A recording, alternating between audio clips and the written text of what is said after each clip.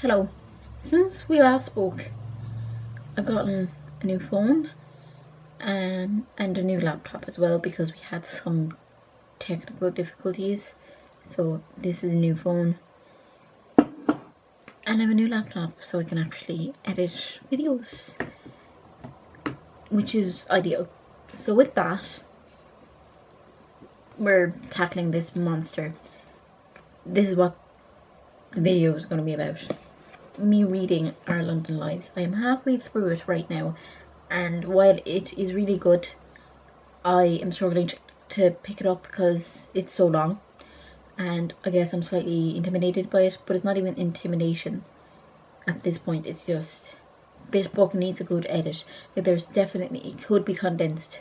It doesn't have to drag on as long as it has, because the plot is slow. Like, it's not a thriller, it's not thrilling, I'm not enraptured by the story and I can't wait to pick it up. It's just, it's a nice read, but I can't believe I'm only halfway through. It's quick enough too. It isn't that it's laborious. I'm not struggling to read it, in the sense that when I do pick it up, I breeze through it well enough. But it needs a good edit. It needs to be a bit more concise. There are definitely paragraphs that don't need to be in there, I think. I am a lover of short books, so there might be a slight bias. I might be slightly biased when talking about how long this book is, but at the same time, nothing really happened. There is a plot, but it's very slow moving. And to think that I've read this amount already, like all these pages, and I can't say that there's like any specific tension, like there's no moment that we're building up to. I can't pinpoint if there's a mystery to be unfurled, if there's, this big quest or anything, a big question. It's just kind of meandering along, and it's fine, but it's too long. It's too long. I wish I'd gotten my editorial hands on this and just been able to edit it down in certain parts. 500 pages and there was more happening, I wouldn't mind, because it's, as I said, it's not difficult or laborious to read. It's just not a lot's happening. And I struggle with that. That's kind of my thoughts right now. I feel for Millie and I feel for Pip. Millie, I don't want to really, let's say, I don't want to spoil anything, but the mother and baby homes are part of her story. I won't say in what regard because I don't want to spoil anything. And then Pip is dealing with addiction, and their lives overlap, and then they go their separate ways again, and they kind of keep coming back to each other and overlapping in different ways. But again, there's no like central idea or, plot route. Like, I don't know what I'm meant to get from this book. It's just, it's a lot of pages for a story that is not plot driven. Okay, let's go. We're gonna read it. I mean, it's probably going to be 4 stars. Despite my gripes with the book, it's probably going to be 4 stars because I'm engaged. It's very, very well written and, deals with really important topics, but why is it so freaking long? I've reached page 313 now, and I'm going to try and read a little bit more. Hopefully get to like 340, 350 thereabouts, and call it a night then. We're getting there slowly but surely. If I can reach 340, I might reach page 400 tomorrow, which leaves me with only 100 pages left. I say only in jest because This is taking me a while to read. It's just not very exciting.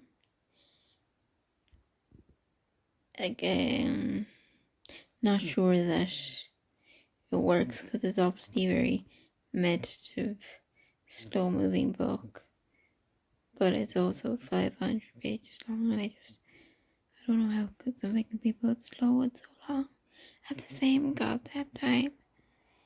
Anyway, like, I don't know. The writing is beautiful when I'm actually bothered to pay attention, because I'm just like reading. I'm bored. I was more captivated in the first half. I feel like it's after lulling.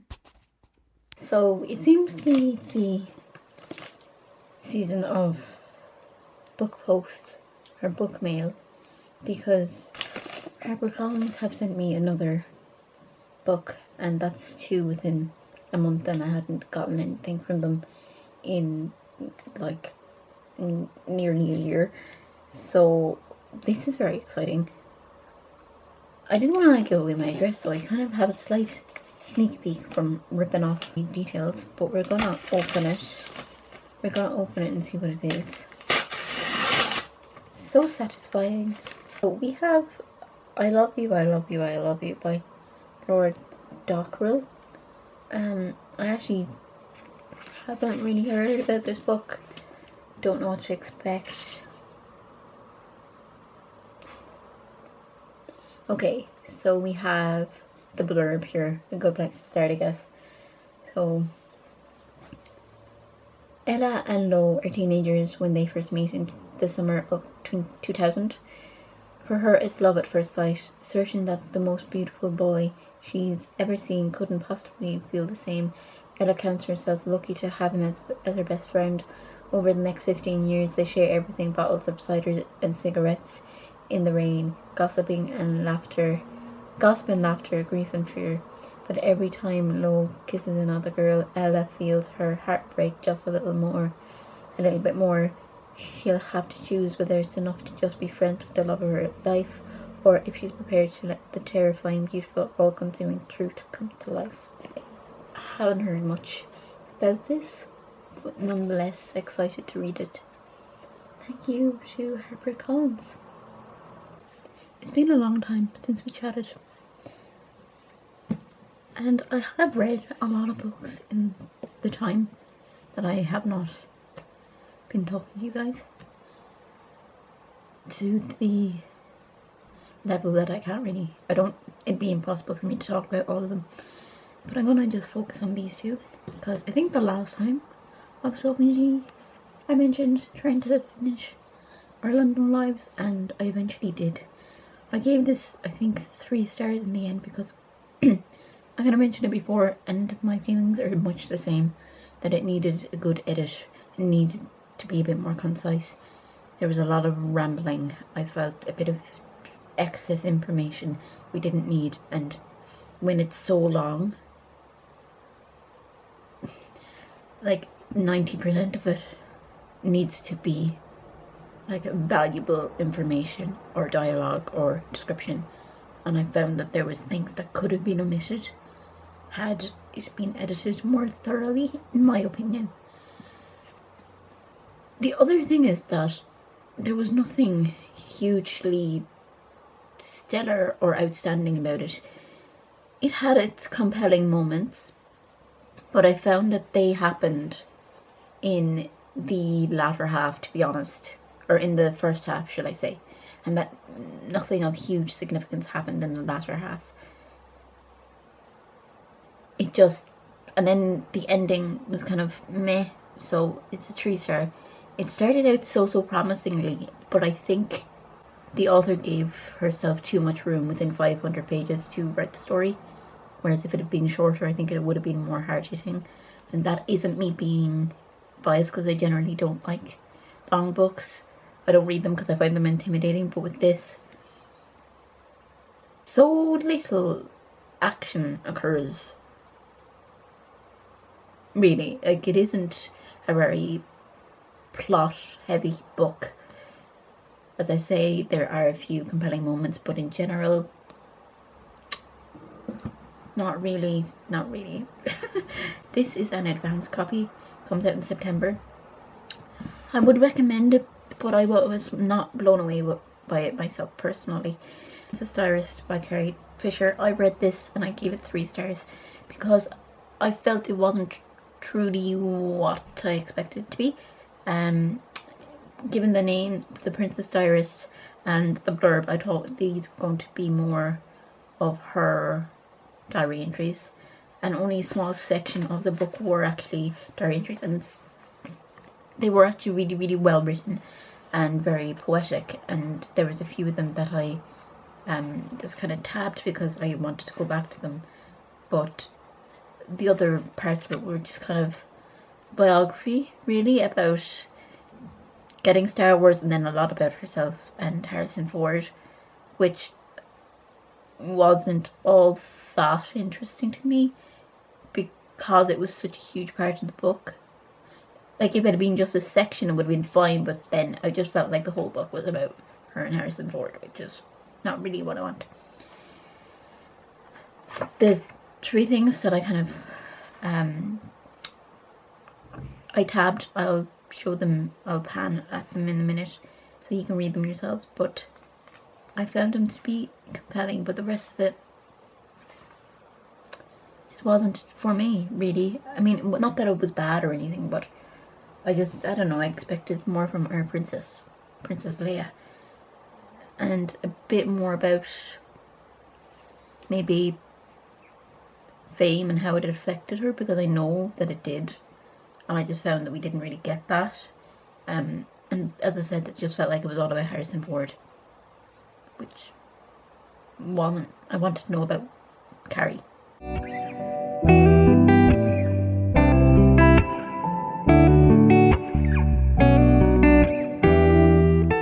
Next up, we have A Certain Hunger. I think I've read the first 2 chapters of this, and it did wild.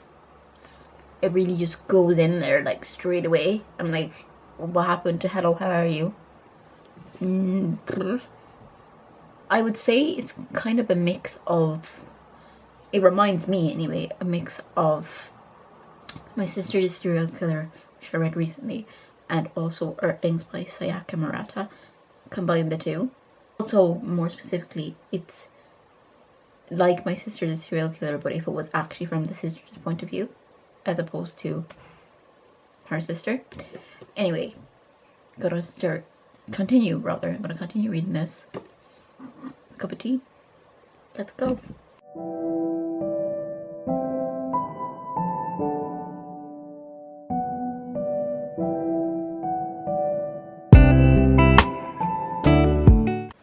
Hello, everybody.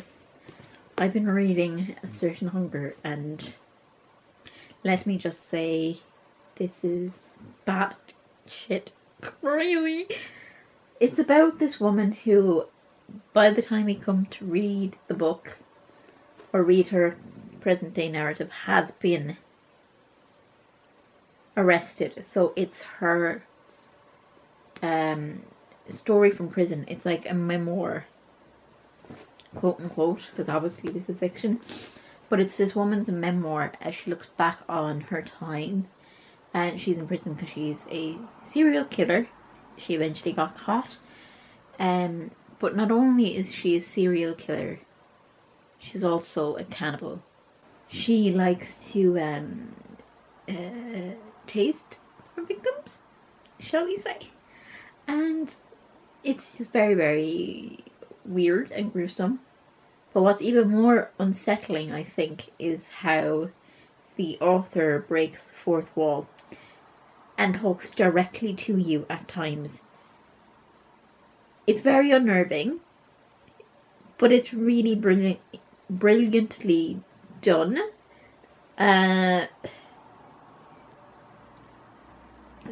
Yeah, it's crazy. It's crazy. All I gotta say.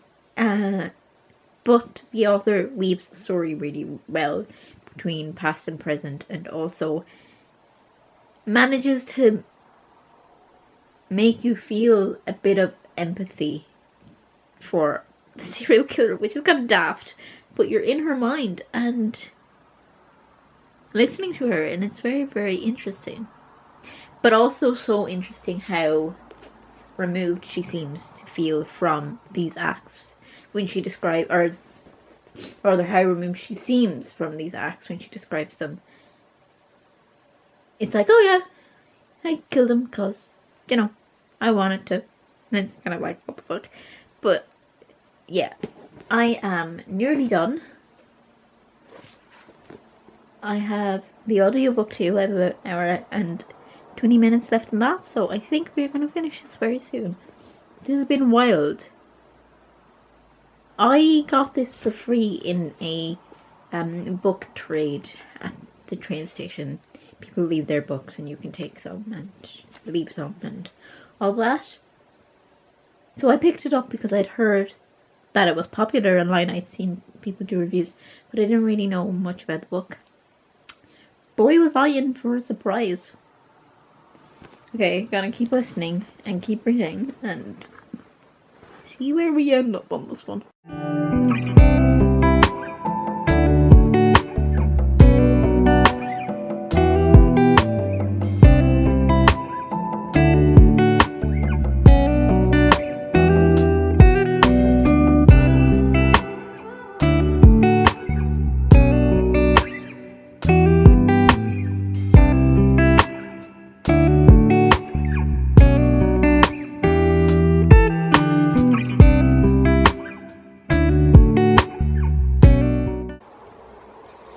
Finished it. I think it's a 4-star read. I think it is a 4-star read for me. Yeah. Really weird and perturbing. Be inside the mind of a cannibalistic serial killer. But it was very fun finding out how her cover was eventually blown, because she was so meticulous and how she covered everything up. But one false move is all it takes. Yeah. Pretty good. Pretty good.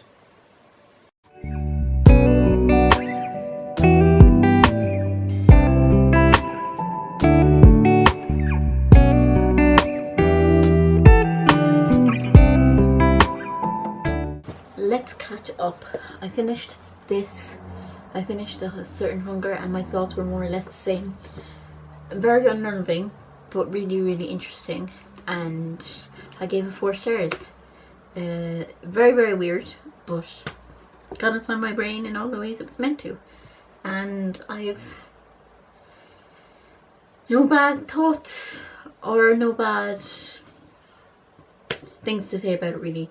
Only it wasn't a 5-star because I can't give it 5 stars when it was very discomforting to read, actually, but in a very intriguing way. Like, I would recommend it, but be prepared for the fact that it is odd as hell. Now I'm reading You and Me on a Vacation, and I am on chapter something, chapter 6, I think, I believe. So my Kindle right now though is looking very plain because I took all the stickers off, because I got new stickers for my laptop and I'm going to re-sticker my Kindle as well. So that's what I'm going to do for the evening while listening to You and Me on Vacation and also reading it on the Kindle. But while I'm decorating the Kindle, I will not be reading, obviously. But that's my plan. The Kindle has been updated. This is what it looked like prior. So some of these have now gone onto my laptop. The Meet Me at Midnight certainly has. But for now my Kindle is looking like so. And I am very happy. We have a bit of a theme here going on. Books obviously, but cats also. Yeah. Very happy. And now I'm going to continue reading. I'm about halfway through chapter 7 of You and Me on Vacation. I'm really enjoying it. I'm getting the same amazing feeling from it that I got from Beach Read, so I feel like I'm going to rate this very, very highly. I am excited.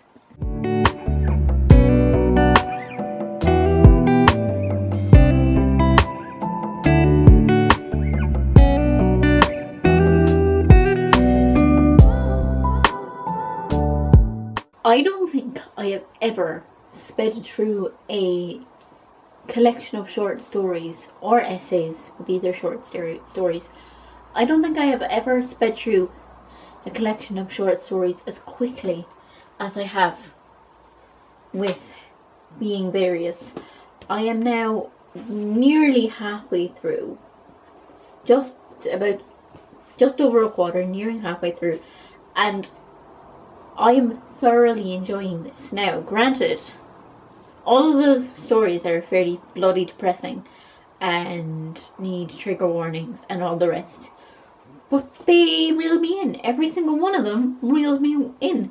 Because that's the thing about short stories, you kind of get a mixed bag. There are some stories that you like more than others, and that is the case here too. There are more that I enjoy, but they all grip me. They all reel me in, and I am entranced when I read. Sorry, the traffic is quite loud. But I am entranced when I read. Like, I'm just kind of shocked. Now, granted, you can see all the names, right, of the various authors. There are a lot of short stories in this, and no doubt I'm going to find one that I'm like, this is awful. But not right yet. Not yet. Not right now. I am so pleasantly surprised because it's a thick enough collection for a short story collection. I'm really impressed, and I'm going to continue reading this alongside You and Me on Vacation, or people we meet on vacation, or People You Meet on Vacation. It has like two names. You and Me on Vacation by Emily Henry. I'm reading that too. I'm buddy reading it. I am buddy reading that with my boyfriend, so kind of pacing myself in that one. This is my main task because it is the final book of my summer TBR, Imagine, and it is the first week of July. I'm hoping to finish it today. It is now the 4th of July. I'm hoping to finish it today, and maybe tomorrow. Definitely tomorrow, but maybe today. I might pull on all nighter for it because truly every single one of these stories is amazing in its own way. So it's new Irish short stories, so these are all Irish authors as well, and it was put together edited by Lucy Caldwell, also worth of note. Anyway, I'm gonna keep reading because I am very much enjoying this, even if it is slightly depressing. And by slightly, I mean actually very, very much. I have book reviews that I need to catch up on, 4 of them. And I have just little jobbings I need to do, so I'm going to do those. Are the books in question that I need... Oh dear. That I need to review for, social media. And I've basically spoken about most of these in this vlog except for this. Yeah. And this is my new phone case from Berga. Got that the other day. I don't know if I mentioned that, but yep, that is my plans. Do I have things to do? Do I have books to review? That rhymed. But yes, I do. However, what I want to do is to take down a lot of this and just give it a revamp. So that's what I'm going to do instead of reviewing the books that I said I would review. I will review them too, but it just means that in this vlog I might not finish the books that I said I would, but it's more exciting. I'm doing different things.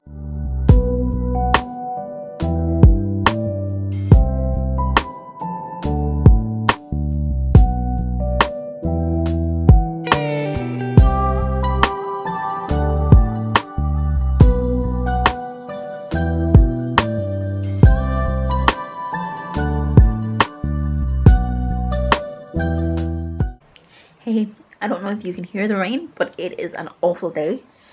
I finished this last night, Being Various Short Stories, edited by Lucy Caldwell. I gave it 5 stars. It is the best, it's the most consistent short story collection I have ever read. 1 or 2 in the last 100 pages were a bit, didn't hit as well, you know, weren't my favourites, but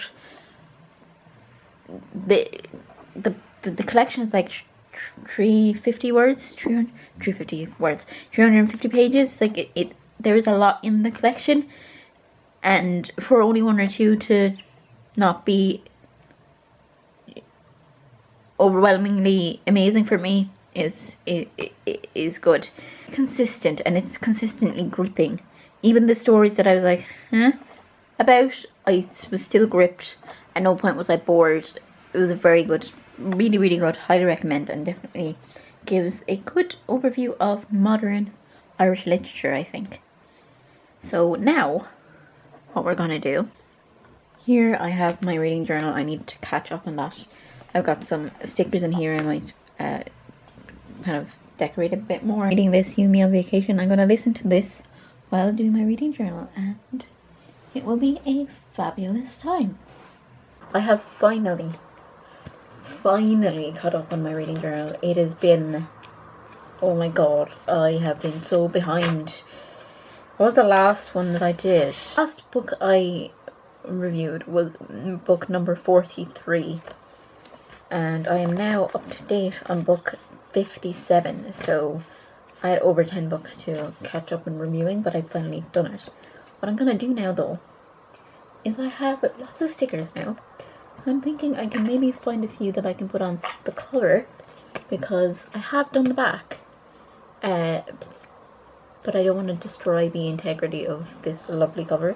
So if there's a few small ones I can dot around the place, I'm going to see if I can find them. I truly did not do much. I just added this sticker here to cover the journal bit, and I couldn't bring myself to put any more on it. I added this on the back. Yeah, I don't know. See, because there's already, you know, the Gatsby quote, I kind of don't wanna, you know, be messing with it, even though it's certainly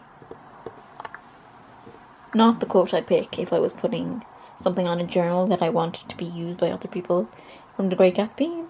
What about the closing line of the whole book? Hello everybody, I think it's about time I ended this reading vlog. It feels like it's going on forever. Little update, I got new bed sheets, very happy about it, and yeah, that's just how exciting my life is right now, is that I have new bed sheets. Yep. Anyway, before we say goodbye for this video, I just wanted to give an update on You and Me on Vacation. I have fully accepted that I am not finishing this in this video, and that's fine. I'm about halfway through, so I'm just going to give you a little idea of what I'm thinking about it and what my thoughts are. I'm really enjoying it, very, very much so. I mean, Emily Henry has only done me wrong once, and that was with Book Lovers. Didn't really like it. Didn't hate it, gave it 3 stars, but didn't love it. Whereas all the other ones I really loved. My ranking so far is Beach Read, because it was the first one that I really liked that I read from her. It was the second book I read, and I adored Beach Read. So that's my number 1 always. Then it goes Funny Story. I really love Funny Story as well. And right now, Happy Place, I liked it, I really did, but it took me a while to get into. And it was also unsuspectingly sad and tense, which I was not prepared for, because I wanted escapism when I picked it up. I was thinking, ooh, romance, Emily Henry, and then it was like, no, trauma. So it's a toss-up between what comes next in my ranking. Is it Happy Place or is it You and Me on Vacation? Because I'm really liking this, possibly more than Happy Place. So we'll see. Those two I think are tied right now. I gave Happy Place a 4 star. I gave this, I'm thinking giving this 4 star too. I mean, I gave Funny Place 4 star too. They're all 4 stars, but you know, yeah. I'm not really sure what this, in my ranking of Emily Henry, is what I'll be, but it's definitely a 4 star right now. I'm not sure about it being a 5-star. But then again, if I like reread a beach read, would I love it as much the second time around? I don't know.